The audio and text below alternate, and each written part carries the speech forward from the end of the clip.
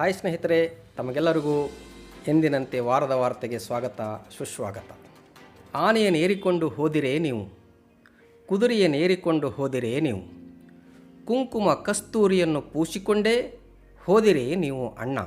ಸತ್ಯದ ನಿಲುವ ನರಿಯದೆ ಹೋದಿರಲ್ಲ, ಸದ್ಗುಣವೆಂಬ ಫಲವ ಬಿತ್ತದೆ ಬೆಳೆಯದೆ ಹೋದಿರಲ್ಲ, ಅಹಂಕಾರವೆಂಬ ಮದಗಜವನೇರಿ ಹೋದಿರಲ್ಲ, ನಮ್ಮ ಕೂಡಲ ಸಂಗಮ ದೇವರನ್ನರಿಯದೆ ನರಕಕ್ಕೆ ಭಾಜನವಾದಿರಲ್ಲ. ಅಂದರೆ ನುಡಿದಂತೆ ನಡೆಯುವುದು, ನಡೆದಂತೆ ನುಡಿಯುವುದು, ಇದು ನಮ್ಮೆಲ್ಲರ ಧ್ಯೇಯವಾಗಬೇಕು. ಆದರೆ ಇದೆಷ್ಟರ ಮಟ್ಟಿಗೆ ಸಾಧುವಾದಂಥ ಮಾತು ನಾವೆಲ್ಲರೂ ಪ್ರಶ್ನಿಸಿಕೊಳ್ಳಬೇಕಿದೆ.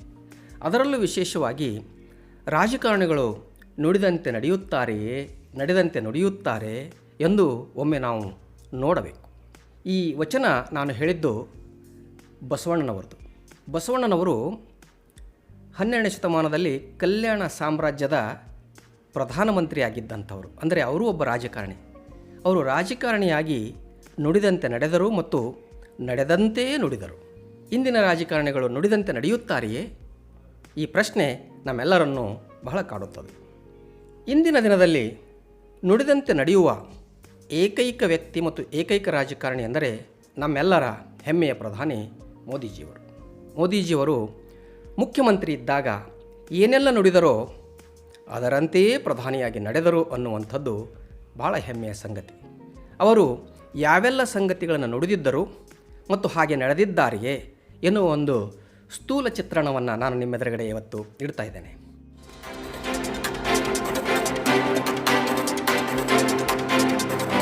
ಮೊದಲನೇದಾಗಿ ಈ ಆಧಾರ್ ಕಾರ್ಡ್ ಅನ್ನೋದ್ರ ಬಗ್ಗೆ ತಮಗೆಲ್ಲರಿಗೂ ಗೊತ್ತು.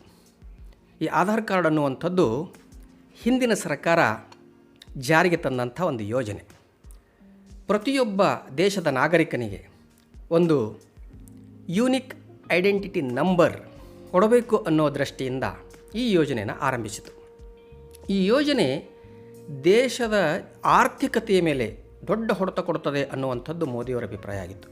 ಅದಲ್ಲದೆ ಇದೊಂದು ವೇಸ್ಟ್ ಯೋಜನೆ, ಇದರ ಮೇಲೆ ದುಡ್ಡು ಹಾಕ್ತಾ ಇದ್ದಾರೆ, ಜನರಿಗೆ ಇದರಿಂದ ಅನಾನುಕೂಲ ಆಗ್ತದೆ ಅನ್ನುವಂಥ ಮಾತನ್ನು ಅವರು ಹೇಳಿದ್ರು. ಅದನ್ನು ನೀವು ಈ ವಿಡಿಯೋದಲ್ಲಿ ನೋಡಬಹುದು.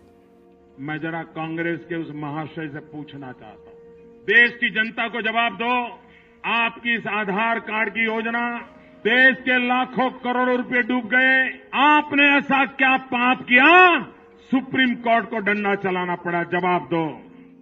2 दिन पहले सुप्रीम कोर्ट का एक जजमेंट आया, जिस आधार कार्ड के नाम पर पूरे हिंदुस्तान में कांग्रेस के लोग नाच रहे थे और न जाने देश के लोगों को क्या कोई बड़ी जड़ी बूटी दे दी है. ನೋಡಿ ಸ್ನೇಹಿತರೆ, ಮೋದಿಜಿಯವರು ಹಿಂದಿನ ಸರ್ಕಾರ ಆಧಾರ್ ಕಾರ್ಡ್ ಯೋಜನೆ ಜಾರಿಗೆ ತಂದಾಗ ಆಡಿದ ಮಾತುಗಳಿವು. ಆದರೆ ಅವರು ಸ್ವತಃ ಪ್ರಧಾನಿ ಆದ ಮೇಲೆ ಈ ಆಧಾರ್ ಕಾರ್ಡ್ ಅನ್ನುವಂಥದ್ದನ್ನೇ ಮರೆತುಬಿಟ್ರು. ಸರ್ಕಾರದ ಯಾವುದೇ ಯೋಜನೆಗಳಿರಲಿ ಯಾವುದಕ್ಕೂ ಆಧಾರ್ ಕಾರ್ಡನ್ನು ಅವರು ಮ್ಯಾಂಡೇಟರಿ ಮಾಡಲಿಲ್ಲ. ಯಾಕಂದರೆ ಇದರಿಂದ ದೇಶದ ಆರ್ಥಿಕತೆಗೆ ಹೊಡೆತ ಬೀಳ್ತದೆ. ಎರಡನೇದ್ದು, ಜನರಿಗೆ ಅನಾನುಕೂಲಗಳು ಬಹಳ ಆಗ್ತವೆ. ಇವೆಲ್ಲ ಆದಾಗ ಅವರು ಇದನ್ನು ಹೇಗೆ ಜಾರಿಗೆ ಮಾಡ್ತಾರೆ ಹೇಳಿ? ಹಾಗಾಗಿ ಮೋದಿಜಿಯವರೊಬ್ಬ ಅಪ್ರತಿಮ ಜನಸ್ನೇಹಿ ಪ್ರಧಾನಿ ಅಂತಲೇ ನಾವು ಕರೀಬೋದು. आधार के प्रयोग की सुविधा अब हमें प्राप्त हुई है. 128 करोड़ की आबादी वाले हमारे देश में अब तक 102 करोड़ लोगों का आधार कार्ड बांटे जा चुके हैं. यानी अब देश की 79% जनसंख्या के पास आधार कार्ड है. आप सभी के समर्थन से इस साल के अंत तक हम देश के हर नागरिक को आधार कार्ड से जोड़ पाएंगे. ಎರಡನೇದು GST.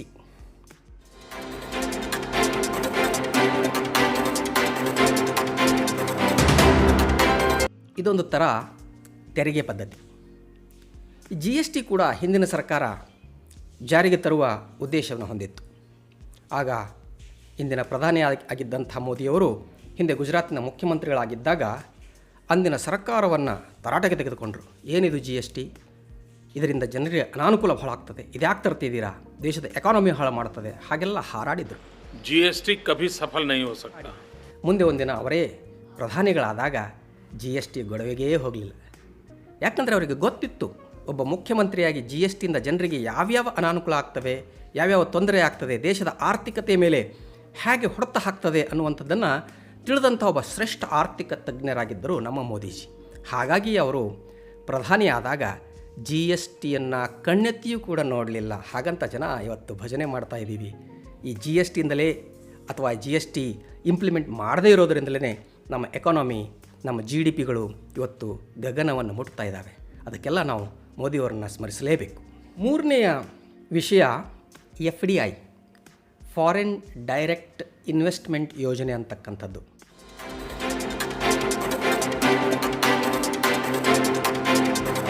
ಈ ಹಿಂದಿನ ಸರ್ಕಾರ ಈ ಫಾರಿನ್ ಡೈರೆಕ್ಟ್ ಇನ್ವೆಸ್ಟ್ಮೆಂಟ್ ಅಂದರೆ ವಿದೇಶಿ ನೇರ ಬಂಡವಾಳ ಹೂಡಿಕೆ, ಈ ವಿದೇಶಿ ನೇರ ಬಂಡವಾಳ ಹೂಡಿಕೆ ಈ ಒಪ್ಪಂದಕ್ಕೆ ನಾವೇನಾದರೂ ನಮ್ಮ ಸರ್ಕಾರ ಏನಾದರೂ ಸಹಿ ಮಾಡಿದ್ದೇ ಆದರೆ ಏನಾಗ್ತಿತ್ತು ಅಂದರೆ ನಮ್ಮಲ್ಲಿರ್ತಕ್ಕಂಥ ಸಣ್ಣ ಸಣ್ಣ ಉದ್ಯಮಿಗಳು, ಸಣ್ಣ ವ್ಯಾಪಾರಿಗಳು, ಗುಡಿ ಕೈಗಾರಿಕೆಗಳು, ಚಿಕ್ಕ ಚಿಕ್ಕ ಪೆಟ್ಟಿ ಬಿಸ್ನೆಸ್ಗಳು ಇವುಗಳಿಗೆಲ್ಲ ದೊಡ್ಡ ಹೊಡೆತ ಬಿದ್ದಿರೋದು. ಎಲ್ಲ ಮಲ್ಟಿನ್ಯಾಷನಲ್ ಕಂಪ್ನಿಗಳು, ಮಾಲ್ಗಳು ಈ ಸಂಸ್ಕೃತಿಯಿಂದ ನಮ್ಮ ಚಿಕ್ಕ ಪುಟ್ಟ ವ್ಯಾಪಾರ, ನಮ್ಮ ಗ್ರಾಮೀಣ ಭಾಗದ ವ್ಯಾಪಾರಗಳಾಗಲಿ ಇವೆಲ್ಲ ಹಾಳಾಗ್ತಿದ್ದು ಅನ್ನುವಂಥ ಒಂದು ಕನ್ಸರ್ನ್ ಅಂತ ನಾವೇನು ಹೇಳ್ತೀವಲ್ಲ, ಒಂದು ಜೀವನಮುಖಿ ಜನಮುಖಿ ಚಿಂತನೆ ಏನಿತ್ತಲ್ಲ ಅದು ಮೋದಿಜಿಯವರಿಗಿತ್ತು.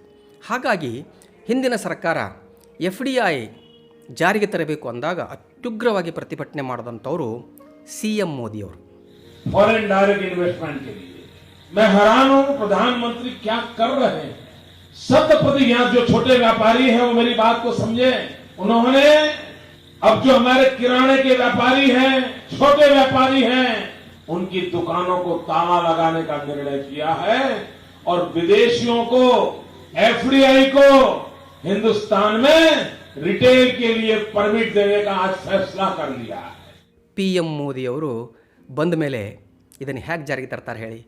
FDI ಅನ್ನುವ ಶಬ್ದವನ್ನೇ ಎತ್ತಲಾರ್ದೇ ದೇಶದ ಆರ್ಥಿಕತೆಯನ್ನು ಬಹಳ ಮಜಬೂತ್ ಮಾಡಿದಂಥ ಮಹಾನ್ ಶ್ರೇಷ್ಠ ಆರ್ಥಿಕ ಚಿಂತಕರು, ಶ್ರೇಷ್ಠ ಜ್ಞಾನಿಗಳು ಆದಂಥ ಮೋದಿಯವ್ರನ್ನ ನಾವು ಸ್ಮರಿಸಬೇಕಾಗ್ತದೆ.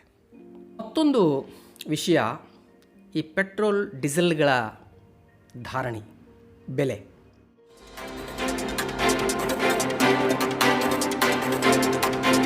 ನೋಡಿ, ಹಿಂದಿನ ಸರ್ಕಾರ 2 ದಿವಸಕ್ಕೊಂದು ಸಲ, 3 ದಿವಸಕ್ಕೊಂದು ಸಲ, ವಾರಕ್ಕೊಂದು ಸಲ ಮತ್ತು ಈ ಅಡಿಗೆ ಅನಿಲ ಸಿಲಿಂಡರ್ಗಳ ಬೆಲೆ ಅವಕ್ಕೆಲ್ಲ ಸಬ್ಸಿಡಿ ಕೊಡೋದು, ಬೆಲೆಗಳು ಜಾಸ್ತಿ ಮಾಡೋದು, ಹೀಗಾಗಿ ಜನರನ್ನು ಸಿಕ್ಕಾಪಟ್ಟೆ ಸುಲಿಯೋದು, ಸಿಕ್ಕಾಪಟ್ಟೆ ತೊಂದರೆ ಕೊಡೋದು ಮಾಡ್ತಿದ್ದು. ಆಗ ಮುಖ್ಯಮಂತ್ರಿಯಾಗಿದ್ದ ಮೋದಿಯವರು ಉಗ್ರ ನರಶಿವನ ರೂಪ ತಾಳಿ ಆವಾಗ ದಿಲ್ಲಿ ಸರ್ಕಾರವನ್ನು ಟೀಕಿಸ್ತಿದ್ರು. ಆ ರೀತಿಯ ಶ್ರೇಷ್ಠ ಚಿಂತಕರಾಗಿದ್ದಂಥ ಮೋದಿಯವರು ಕೇಂದ್ರ ಸರ್ಕಾರ ಮಾಡ್ತಕ್ಕಂಥ ಎಲ್ಲ ಕಾನೂನುಗಳನ್ನು ಬಹಳ ತೀಕ್ಷ್ಣ ಶಬ್ದಗಳಲ್ಲಿ ಬಹಳ ವಿಡಂಬನಾತ್ಮಕವಾಗಿ ಟೀಕಿಸ್ತಿದ್ರು. उन्होंने देश में जिस प्रकार से पेट्रोल के दाम बढ़ा दिए, ये दिल्ली सरकार की शासन चलाने की नाकामयाबी का जीता जागता सबूत है. देश की जनता के अंदर भारी आक्रोश है और इसके कारण और भी चीजों पर बहुत बड़ा बोझ होने वाला है. सरकार पर भी बहुत बड़ा बोझ होने वाला है. मैं आशा करूंगा कि प्रधानमंत्री जी देश की स्थिति को गंभीरता से ले और पेट्रोल के दाम बढ़ाए हैं उसको वापस करें. ಹಾಗಾಗಿ ಅವರು ಜನತೆಗೆ ಬಹಳ ಇಷ್ಟ ಆದರು. ಮುಂದೆ ಅವರನ್ನೇ ಪ್ರಧಾನಮಂತ್ರಿ ಮಾಡಿದ ಮೇಲೆ ಅವರು ಈ ಪೆಟ್ರೋಲ್ ಮತ್ತು ಡೀಸೆಲ್ಗಳ ಬೆಲೆಯನ್ನು ಹೇಗೆ ಕಂಟ್ರೋಲ್ ಮಾಡಿದ್ರು ಅಂತೀರಾ? ಜನ ಖುಷಿಯಿಂದ ಪೆಟ್ರೋಲ್ ಬಂಕಿಗೆ ಓಡೋಡಿ ಹೋಗಿ ತಮ್ಮ ಟ್ಯಾಂಕ್ಗಳನ್ನು ತುಂಬಿಸ್ಕೊಳ್ಳೋಕೆ ಶುರು ಮಾಡಿದ್ರು. ಅಂಥ ಒಬ್ಬ ಜನಸ್ನೇಹಿ ಪ್ರಧಾನಿ ನಮ್ಮ ಮೋದಿಜಿ. ಇದಿಷ್ಟೇ ಅಲ್ಲದೆ ಅವರು ಕಪ್ಪು ಹಣದ ಬಗ್ಗೆ ಹೇಳಿದರು, ಮತ್ತಿನ್ನೇನೇನೋ ಹೇಳಿದರು. ಅವರು CM ಇರುವಾಗ ಯಾವ್ಯಾವುದನ್ನು ಹೇಳಿದ್ರೋ ಅದೆಲ್ಲವನ್ನು ಪ್ರಧಾನಿ ಆದಾಗ ನಡೆಸಿಕೊಟ್ರು. ಅಷ್ಟೇ ಅಲ್ಲ, ಅವರಿಗೆ ಮೊದಲಿನ ಕೇಂದ್ರ ಸರ್ಕಾರ ಮತ್ತು PMಗಳ ವಿರುದ್ಧ ಮಾತಾಡಲಿಕ್ಕೆ ಒಂದು ಸಂವಿಧಾನಬದ್ಧವಾದ ಅಧಿಕಾರ ಇತ್ತು, ಅಭಿವ್ಯಕ್ತಿ ಸ್ವಾತಂತ್ರ್ಯ ಇತ್ತು. ಆ ಅಭಿವ್ಯಕ್ತಿ ಮತ್ತು ಸಂವಿಧಾನವನ್ನು ಸಂಪೂರ್ಣವಾಗಿ ಉಪಯೋಗ ಮಾಡಿಕೊಂಡಂಥ ಮೋದಿಜಿಯವರು ಅಂದಿನ ಸರ್ಕಾರವನ್ನು ಬಹಳ ಅತ್ಯುಗ್ರ ಶಬ್ದದಲ್ಲಿ ಟೀಕಿಸ್ತಿದ್ರು. ಈಗ ನೋಡಿ, ಅದೇ ಸಂವಿಧಾನವನ್ನು, ಅದೇ ಅಭಿವ್ಯಕ್ತಿ ಸ್ವಾತಂತ್ರ್ಯವನ್ನು ಇಟ್ಕೊಂಡು ಜನ ಮೋದಿಜಿಯವ್ರ ವಿರುದ್ಧ ಮಾತಾಡಬೇಕಲ್ಲ, ಮಾತಾಡೋಕ್ಕಾಗೋದೂ ಇಲ್ಲ. ಯಾಕಂದರೆ ಅವರು ಅಷ್ಟೊಂದು ಉತ್ತಮವಾದ ಕೆಲಸ ಮಾಡಿದ್ದಾರೆ. ಮೊನ್ನೆ ಅವರು ಯಾವುದೋ ಒಂದು ಯೂಟ್ಯೂಬಲ್ಲಿ ಮಾಡಿದ ಮನ್ ಕಿ ಬಾತ್ನ ಭಾಷಣವನ್ನು ಎಷ್ಟೋ ಜನ ಮತ್ಸರದಿಂದ ಡಿಸ್ಲೈಕ್ ಮಾಡಿದ್ರಂತೆ. ಪಾಪ ಮೋದಿಜಿಯವರು ಏನು ಮಾಡಬೇಕು ಹೇಳಿ? ಈ ಲೈಕ್ ಡಿಸ್ಲೈಕ್ ಅನ್ನುವಂಥ ಅಭಿವ್ಯಕ್ತಿಯನ್ನೇ ಕಿತ್ತಿ ಒಗೆದುಬಿಟ್ರು. ಜನ ಯಾವುದನ್ನು ವ್ಯಕ್ತ ಮಾಡಬಾರ್ದು. ಒಳ್ಳೆಯ ಕೆಲಸ ಮಾಡೋರಿಗೆಲ್ಲ ಕಾಡೋ ಜನಗಳಿರ್ತಾರೆ. ಹಾಗಾಗಿ ಇಂಥ ಜನಗಳನ್ನು ನಾವು ಉಪೇಕ್ಷಿಸಬೇಕು, ನಿರ್ಲಕ್ಷಿಸಬೇಕು.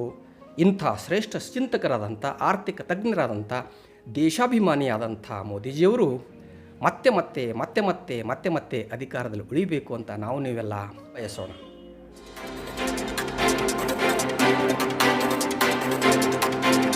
ಮೋದಿಜಿಯವರು ಒಂದು ಕಥೆಯನ್ನು ಹೇಳ್ತಾರೆ, ಬಹಳ ರೋಮಾಂಚನಕಾರಿಯಾದ ಕತೆ.